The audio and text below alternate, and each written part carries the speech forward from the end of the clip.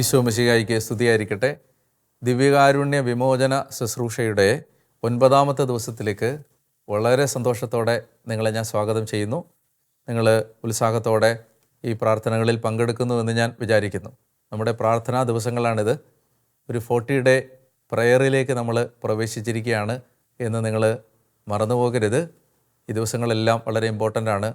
നമ്മൾ സാധാരണ നമ്മുടെ ജീവിതത്തിൽ ലാഘവ ബുദ്ധിയോടെ ചെയ്യുന്ന എല്ലാ കാര്യങ്ങളും ഒഴിവാക്കി നല്ല പ്രാർത്ഥനയിലായിരിക്കാൻ ശ്രദ്ധിക്കണം. ഞാൻ പറഞ്ഞ പോലെ 1 മണിക്കൂർ പരിശുദ്ധ കുർബാനയുടെ മുമ്പിൽ പോയിരുന്ന് പ്രാർത്ഥിക്കണം. എല്ലാ ദിവസവും കുർബാനയ്ക്ക് പോകണം. അതുപോലെ നമ്മൾ കുമ്പസാരത്തിനായിട്ട് ഒരുങ്ങണം. അതുപോലെ പൂർവികർക്ക് വേണ്ടിയുള്ള പ്രാർത്ഥനകൾ ഉണ്ട്, അത് ഞാൻ പറഞ്ഞിരുന്നു. ഈ കാര്യങ്ങളെല്ലാം മനസ്സിൽ വെച്ചിട്ടാണ് നമ്മൾ ഈ 40 ദിവസത്തെ പ്രാർത്ഥനയിൽ പങ്കെടുക്കേണ്ടത്. വളരെ അനുഗ്രഹീതമായ ദിവസങ്ങൾ നിങ്ങൾക്കുണ്ടാവും എന്നെനിക്ക് ഉറപ്പുണ്ട്. നമ്മുടെ ഇന്നത്തെ ചിന്തയ്ക്ക് വേണ്ടി നമ്മൾ എടുക്കുന്നത് ഉൽപ്പത്തി പുസ്തകത്തിൻ്റെ 41-ാം അധ്യായം 46 മുതൽ 49 വരെയുള്ള വാക്യങ്ങളാണ്. ജനേസിസ് 41, 46-49. ഈജിപ്തിലെ രാജാവായ ഫറവോയുടെ സേവനത്തിൽ പ്രവേശിച്ചപ്പോൾ ജോസഫിന് 30 വയസ്സായിരുന്നു. ഫറവോയുടെ മുമ്പിൽ നിന്ന് പോയി അവൻ ഈജിപ്ത് മുഴുവൻ ചുറ്റി സഞ്ചരിച്ചു. സുഭിക്ഷത്തിൻ്റെ 7 വർഷം ഭൂമി സമൃദ്ധമായി വിളവ് നൽകി.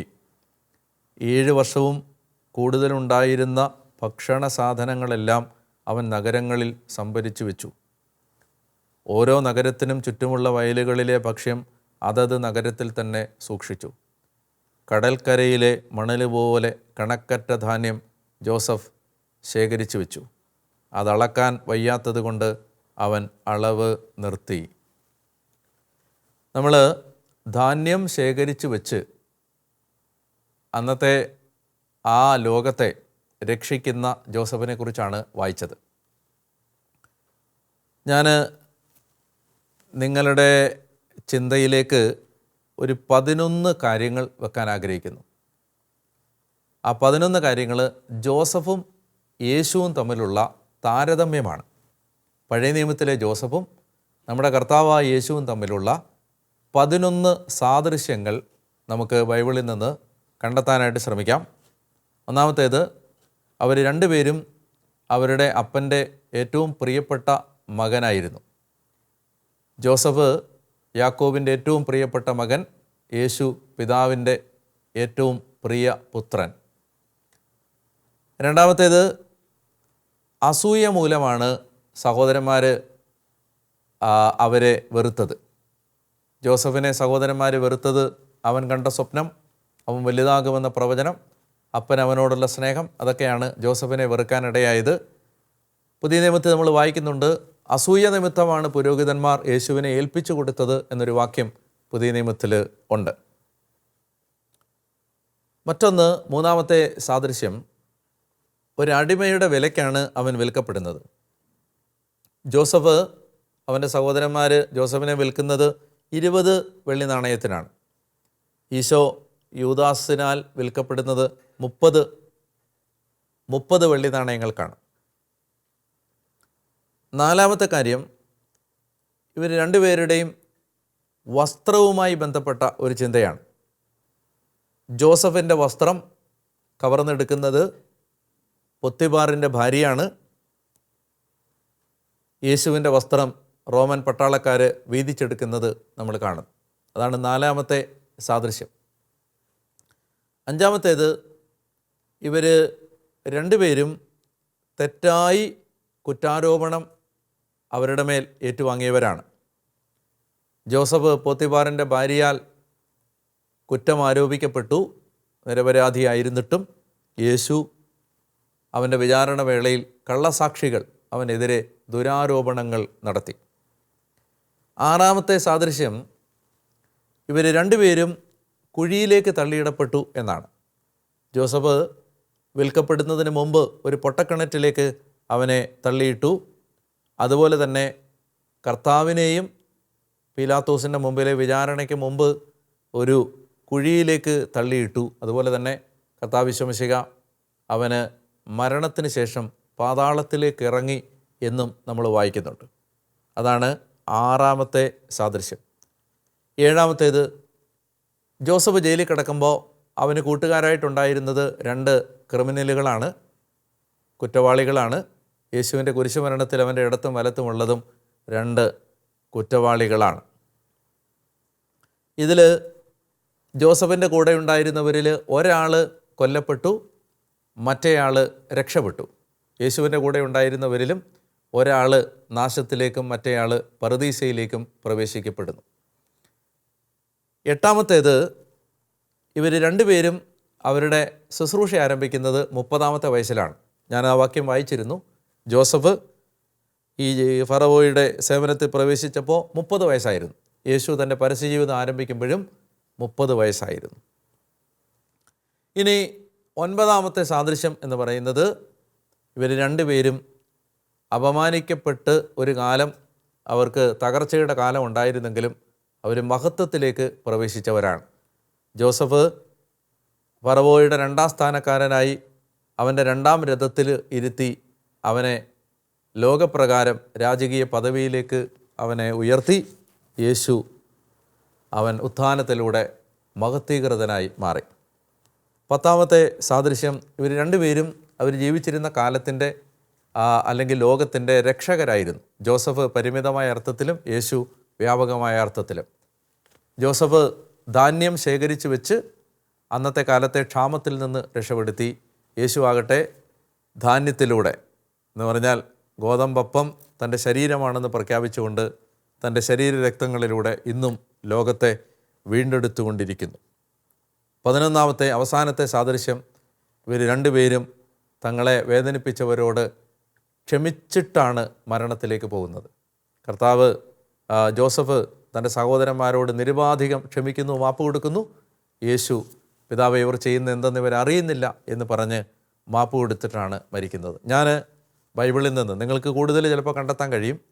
എൻ്റെ ശ്രദ്ധയിൽപ്പെട്ട 11 കാര്യങ്ങളാണ് ഞാൻ കണ്ടെത്തിയത്. ജോസഫും യേശുവും തമ്മിലുള്ള ബന്ധം. എന്തിനാണ് നമ്മൾ പരിശുദ്ധ കുർബാനയുമായിട്ട് ബന്ധപ്പെട്ട് ഈ കാര്യം ചിന്തിക്കുന്നതെന്ന് ചോദിച്ചാൽ, വളരെ വളരെ മഹനീയമായൊരു ബന്ധം അതിനുണ്ട്. ആ ബന്ധം എന്താണെന്ന് വെച്ചാൽ, നമുക്കറിയാം ജോസഫ് ധാന്യം കൊടുത്ത് തൻ്റെ ജനത്തെ വീണ്ടെടുക്കുന്നതാണ് ലോകം ജോസഫിൻ്റെ ജീവിതത്തിൽ പരസ്യമായി കണ്ട കാര്യം. ലോകത്തിൻ്റെ കണ്ണിൽ, പബ്ലിക്കിൻ്റെ കണ്ണിൽപ്പെട്ടത് രാജകീയ വസ്ത്രങ്ങൾ അണിഞ്ഞു നിന്ന് ധാന്യം കൊടുത്ത് ആ ജനത്തെ ക്ഷാമത്തിൽ നിന്ന് രക്ഷിക്കുന്ന ജോസഫ്. എന്നാൽ ആ രക്ഷ നൽകുന്ന രക്ഷകനായി ജോസഫ് മാറിയതിൻ്റെ പിന്നിൽ ഒരായുസിൻ്റെ കണ്ണീരും ഒരായുസിൻ്റെ നോവും ഒരായുസിൻ്റെ സഹനങ്ങളും ഉണ്ടായിരുന്നു. കർത്താവായ യേശു ക്രിസ്തു, ലോകത്തിൻ്റെ രക്ഷകനായ കർത്താവ്, ഉയർത്തെഴുന്നേറ്റ ഈശോ, നമ്മളെ അനുഗ്രഹിക്കുന്ന ആ രാജാവായ ക്രിസ്തുവിനെയാണ് നമ്മൾ പരിശുദ്ധ കുർബാനയിൽ കാണുന്നത്. എന്നാൽ അവൻ ആ രാജാവായി തന്നെ മുറിച്ച് നൽകുന്നതിൻ്റെ പുറകിൽ ഒരായുസിൻ്റെ മുഴുവൻ അവൻ്റെ ജീവിതം അവൻ ബലിയായി കൊടുത്തതിൻ്റെ കഥയുണ്ട്. ഞാൻ ജോസഫും യേശുവും തമ്മിലുള്ള താരതമ്യം നടത്തുന്നതിൻ്റെ എനിക്ക് എൻ്റെ മനസ്സിലുള്ള പ്രധാനപ്പെട്ട കാരണം, റീസൺ ഇതാണ്. അതായത് ഓരോ കുർബാനയിലേക്കും നമ്മൾ കടന്നു ചെല്ലുമ്പോൾ, പ്രിയപ്പെട്ടവരെ, നമ്മൾ ഓർക്കണം, ഈ കുർബാനയാവാൻ ഈശോ ഒരുപാട് സഹിച്ചതാണ്. അവൻ്റെ സ്നേഹമാണ്. അതുകൊണ്ട് ഇങ്ങനെ നമ്മൾ പറയാറുണ്ട്, ഈശോ നമ്മളെ എത്രമാത്രം സ്നേഹിച്ചു എന്നറിയാൻ നമ്മൾ കുരിശിലേക്ക് നോക്കണം. ഈശോ നമ്മളെ എത്രമാത്രം സ്നേഹിക്കുന്നു എന്നറിയാൻ കുർബാനയിലേക്ക് നോക്കണം.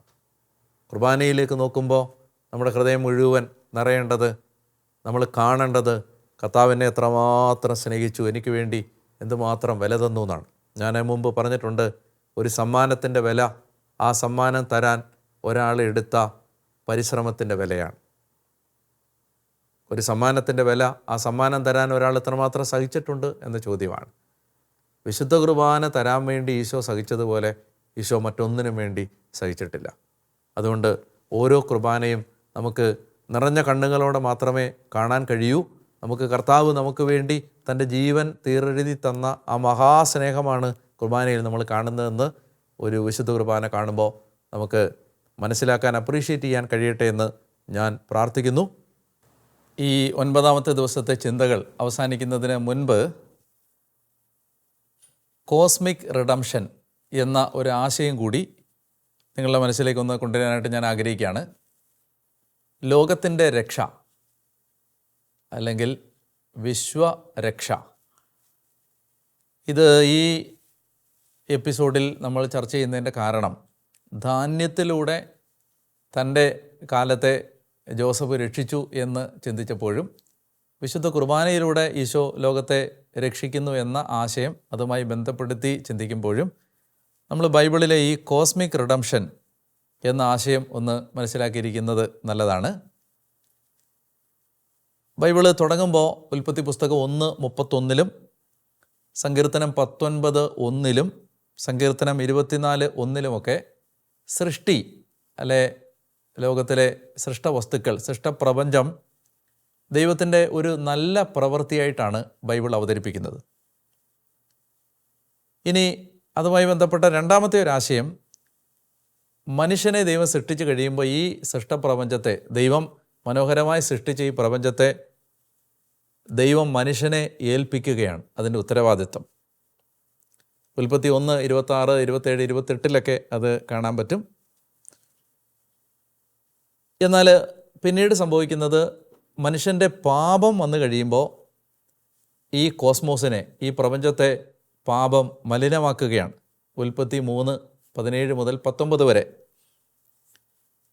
നാലാമതായിട്ട് നമ്മളതുമായി ബന്ധപ്പെട്ട് കാണേണ്ട ഒരു ആശയം, ദൈവം മനുഷ്യനോട് ഒരു ഉടമ്പടി ബന്ധത്തിലേക്ക് വരുമ്പോൾ ആ ഉടമ്പടി ബന്ധത്തിൽ പ്രപഞ്ചത്തിലെ എല്ലാ ജീവജാലങ്ങളും ഉൾപ്പെടുന്നുണ്ട്. ഉദാഹരണത്തിന് നോഹ ഉൽപ്പത്തി 9 നോഹയോട് ചെയ്യുന്ന ഉടമ്പടിയിൽ ഉൽപ്പത്തി 9, 8 മുതൽ 17 വരെ വാക്യങ്ങളിൽ ഇത് കാണാൻ പറ്റും. അതുപോലെ ഹോസിയ 2:18 ഈ ആശയം കാണാൻ പറ്റും. ഇനി വേറൊരു ആശയം ഞാൻ ഈ കോസ്മിക് റിഡംഷൻ എന്നതുമായി ബന്ധപ്പെട്ട ചിന്തകൾ നിങ്ങളുടെ മനസ്സിലേക്ക് തരികയാണ്.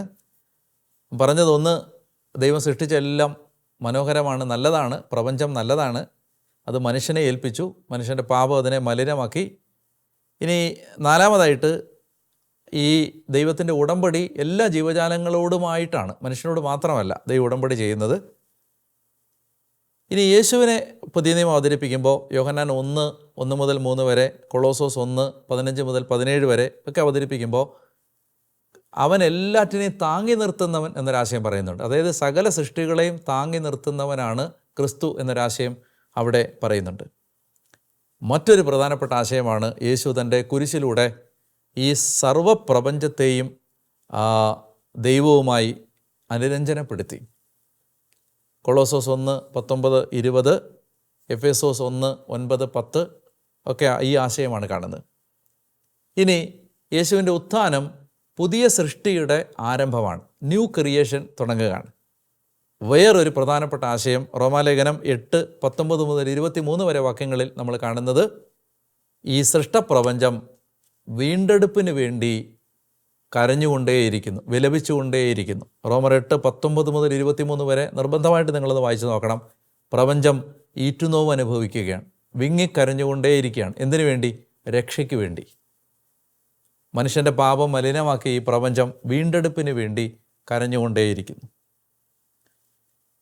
അങ്ങനെയുള്ള ഒരു പശ്ചാത്തലത്തിലാണ് കർത്താവ് ഈ പ്രപഞ്ചത്തിൽ നിന്ന് എടുക്കുന്ന, സസ്യജാലങ്ങളിൽ നിന്നെടുക്കുന്ന ധാന്യവും അതുപോലെ തന്നെ മരങ്ങളിൽ നിന്ന്, ആ മുന്തിരി ചെടിയിൽ നിന്നെടുക്കുന്ന മുന്തിരിപ്പഴവും ആ മുന്തിരിച്ചാറും ഈ ബലിപീഠത്തിലേക്ക് വെക്കുമ്പോൾ ഈ പ്രപഞ്ചം മുഴുവൻ ഈ ദിവ്യകാരുണ്യത്തിൻ്റെ അൾത്താരയിലേക്ക് സമർപ്പിക്കപ്പെടുകയാണ്.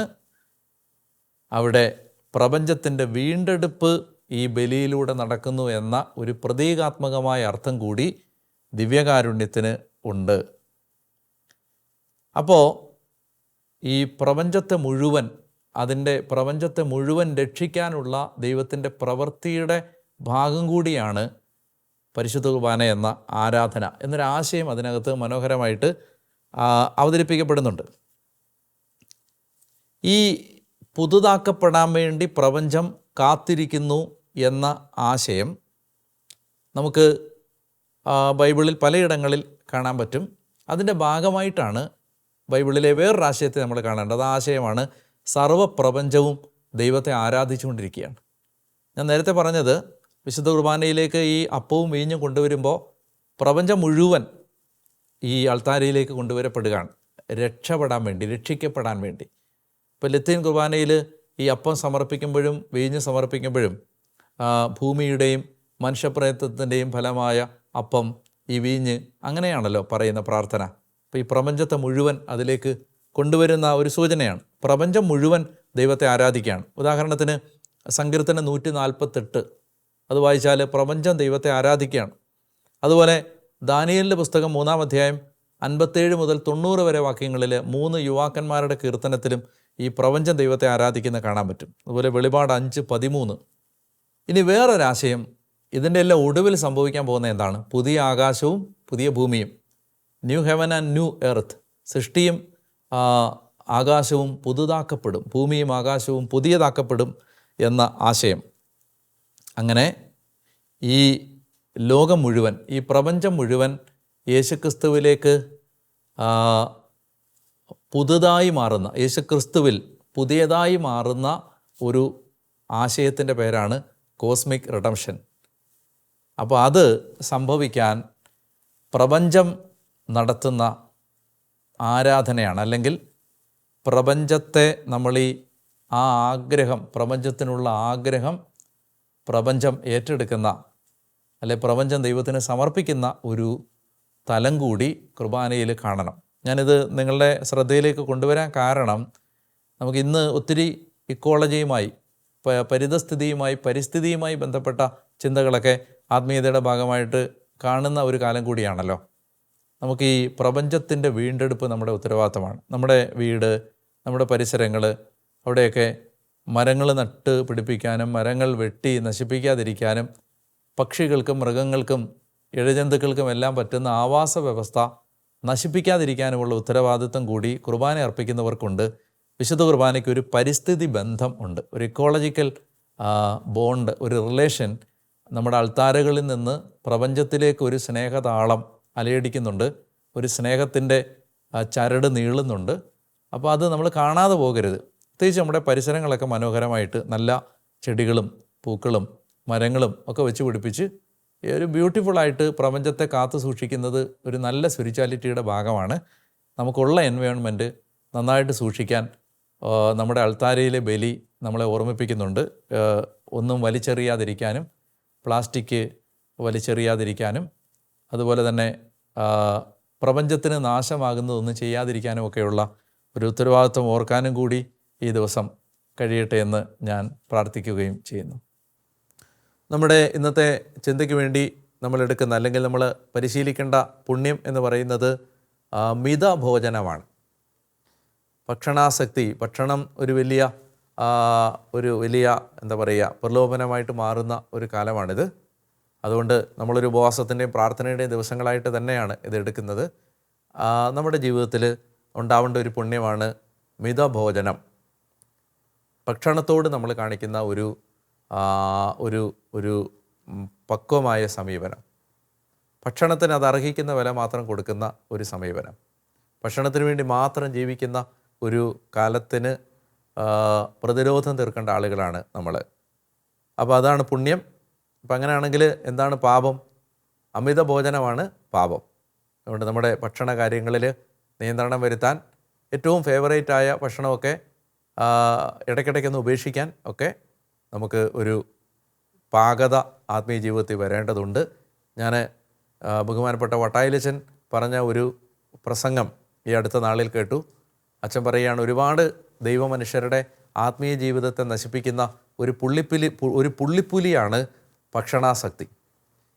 ബാക്കി എല്ലാ കാര്യത്തിലും അവർക്ക് നിയന്ത്രണമുണ്ട്, അവർക്ക് ലൈംഗിക വിശുദ്ധിയുണ്ട്, നല്ല പ്രാർത്ഥനാ ജീവിതമുണ്ട്, അവർക്ക് നല്ല സ്നേഹമുണ്ട്, ചാരിറ്റിയുണ്ട്. പക്ഷേ എന്തുമാത്രം ഇല്ല, ഭക്ഷണത്തിൽ നിയന്ത്രണമില്ല. അപ്പോൾ അതുകൊണ്ട് ഒത്തിരി പേര് ആത്മീയ ജീവിതത്തിൽ വളരാത്തതിൻ്റെ കാരണം ഭക്ഷണത്തോടുള്ള ആർത്തിയാണ് എന്ന് അച്ഛൻ പറയുന്നത് വളരെ പ്രധാനപ്പെട്ട ഒരു ചിന്തയായിട്ട് തോന്നി. അത് നിങ്ങളുടെ അറിവിലേക്ക് ഞാൻ പങ്കുവെക്കുന്നു എന്നേ ഉള്ളൂ. അപ്പോൾ എന്താണ് നമ്മുടെ ടാസ്ക്? ഏറ്റവും ഇഷ്ടപ്പെട്ട ഒരു ഭക്ഷണം ഇന്ന് ഒഴിവാക്കാൻ വേണ്ടി ശ്രമിക്കുക.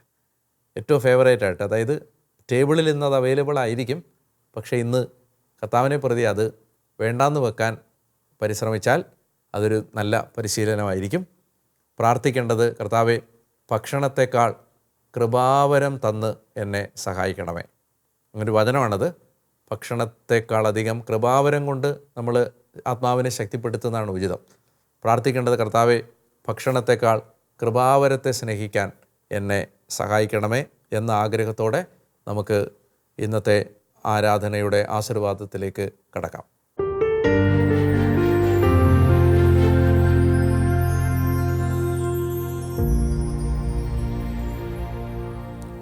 പരിശുദ്ധ പരമദിവ്യകാരുണ്യ ഈശോയ്ക്ക് നേരവും ആരാധനയും സ്തുതിയും പുകഴ്ചയും ഉണ്ടായിരിക്കട്ടെ. പ്രിയമുള്ളവരെ, ഇന്നത്തെ ഈ ആശീർവാദം സ്വീകരിക്കാൻ ഒരുങ്ങുമ്പോൾ നമുക്ക് കർത്താവിനോട് നമ്മുടെ ഹൃദയത്തിൽ സ്നേഹം വർദ്ധിക്കാൻ ആഗ്രഹിക്കാം. എഫെസോസ് ലേഖനം 3-ാം അധ്യായത്തിൻ്റെ 14 മുതലുള്ള തിരുവചനങ്ങൾ: ഇക്കാരണത്താൽ സ്വർഗത്തിലും ഭൂമിയിലുമുള്ള എല്ലാ പിതൃത്വങ്ങൾക്കും നാമകാരണമായ പിതാവിൻ്റെ മുമ്പിൽ ഞാൻ മുട്ടുകൾ മടക്കുന്നു. അവിടുത്തെ മഹത്വത്തിൻ്റെ സമ്പന്നതയ്ക്ക് യോജിച്ച വിധം അവിടുന്ന് തൻ്റെ ആത്മാവിലൂടെ നിങ്ങളുടെ ആന്തരിക മനുഷ്യനെ ശക്തിപ്പെടുത്തണമെന്നും വിശ്വാസം വഴി ക്രിസ്തു നിങ്ങളുടെ ഹൃദയങ്ങളിൽ വസിക്കണമെന്നും നിങ്ങൾ സ്നേഹത്തിൽ വേരുവാകി അടിയുറയ്ക്കണമെന്നും ഞാൻ പ്രാർത്ഥിക്കുന്നു. എല്ലാ വിശുദ്ധരോടുമൊപ്പം ക്രിസ്തുവിൻ്റെ സ്നേഹത്തിൻ്റെ നീളവും വീതിയും ഉയരവും ആഴവും ഗ്രഹിക്കാൻ നിങ്ങൾക്ക് ശക്തി ലഭിക്കട്ടെ. കർത്താവെ, ഞങ്ങൾ പ്രാർത്ഥിക്കുന്നു. കർത്താവിൻ്റെ സ്നേഹത്തിൻ്റെ നീളം, കർത്താവിൻ്റെ സ്നേഹത്തിൻ്റെ വീതി, ഉയരം, ആഴം ഇത് ഗ്രഹിക്കാൻ ഞങ്ങളെ സഹായിക്കണമേ. ഓരോ പരിശുദ്ധ കുർബാനയിലും വരുമ്പോൾ ഞങ്ങളിലെ ദൈവസ്നേഹത്തെ വർദ്ധിപ്പിച്ചു തരണമേ. കുർബാനയിൽ ഞങ്ങൾക്ക് യേശുവിനെ ജീവനോടെ കാണാൻ ഞങ്ങളുടെ കണ്ണ് തുറന്നു തരണമേ. നീ കാണുന്നത് പോലെ നിൻ്റെ ശരീരത്തെ കാണാൻ ഞങ്ങളുടെ ആത്മാവിൻ്റെ കണ്ണുകൾ തുറന്ന് ഞങ്ങളെ സഹായിക്കണമേ. കർത്താവെ, ഓരോ കുർബാനയിലും ദൈവസ്നേഹം നിറഞ്ഞവരായി മടങ്ങിപ്പോകാൻ ഞങ്ങളെ അവിടുന്ന് സഹായിക്കണം. ഈ ആത്മീയ ശുശ്രൂഷയിൽ പങ്കെടുത്തുകൊണ്ടിരിക്കുന്ന കർത്താവെ, മക്കൾ ഓരോരുത്തരെയും നീ വ്യക്തിപരമായി അനുഗ്രഹിക്കണമേ. അവരെവിടെയായിരുന്നാലും ഇപ്പോൾ അവിടുന്ന് സ്പർശിക്കണമേ. മാറ്റമില്ലാത്ത നിൻ്റെ വചനം അവരിൽ ആഴത്തിലുള്ള മാറ്റങ്ങളും പരിവർത്തനങ്ങളും വരുത്തണമേ. ലോകത്തെ ഉപേക്ഷിക്കാനും പിശാചിനെ തള്ളിപ്പറയാനും പാപം വേണ്ടെന്ന് വെക്കാനും യേശുവിനെ എല്ലാ നിമിഷങ്ങളിലും ഏറ്റുപറഞ്ഞ് സ്നേഹിക്കാനും സഹായിക്കണം എന്ന് പ്രാർത്ഥിക്കുന്നു. നമുക്ക് ആശീർവാദത്തിനു വേണ്ടി ശിരസ്സുകൾ നമിക്കാം. കാരുണ്യവാനായ ദൈവം അവിടുത്തെ അനന്ത കൃപയാൽ നിങ്ങളെ ആശീർവദിച്ച് അനുഗ്രഹിക്കട്ടെ. ഈ ദിവ്യകാരുണ്യ വിമോചന ശുശ്രൂഷയിൽ പങ്കെടുത്തുകൊണ്ടിരിക്കുന്ന നിങ്ങളുടെ ജീവിതത്തിലെ എല്ലാ പ്രതിസന്ധികളിലും കർത്താവിൻ്റെ അനുഗ്രഹം കടന്നു വരട്ടെ. ലോകം അസാധ്യമെന്ന് കരുതുന്ന കാര്യങ്ങൾ ദൈവം നിങ്ങൾക്ക് സാധ്യമാക്കി തരട്ടെ. കർത്താവ് നിങ്ങളുടെ ജീവിതത്തിൻ്റെ ഓരോ സങ്കടങ്ങളിലും ഇടപെട്ട് നിങ്ങൾക്ക് ആശ്വാസവും സമാധാനവും നൽകി നിങ്ങളെ അനുഗ്രഹിക്കട്ടെ. നിങ്ങളുടെ ഹൃദയത്തിലെ ദൈവസ്നേഹം വർദ്ധിക്കുകയും പരിശുദ്ധാത്മാവിൻ്റെ സാന്നിധ്യം നിങ്ങളുടെ ഹൃദയത്തിൽ നിറഞ്ഞ് കവിയുകയും സാക്ഷ്യം നൽകുന്നൊരു ജീവിതം ഉണ്ടാവുകയും ചെയ്യട്ടെ. യേശുവിൻ്റെ വിലയേറിയ ശരീരത്തിൻ്റെ അനന്ത യോഗ്യതകളാൽ തന്നെ. ആമേൻ. പരിശുദ്ധ പരമദിവ്യകാരുണ്യ ഈശോയ്ക്ക് എന്നേരവും ആരാധനയും സ്തുതിയും പുകഴ്ചയും ഉണ്ടായിരിക്കട്ടെ.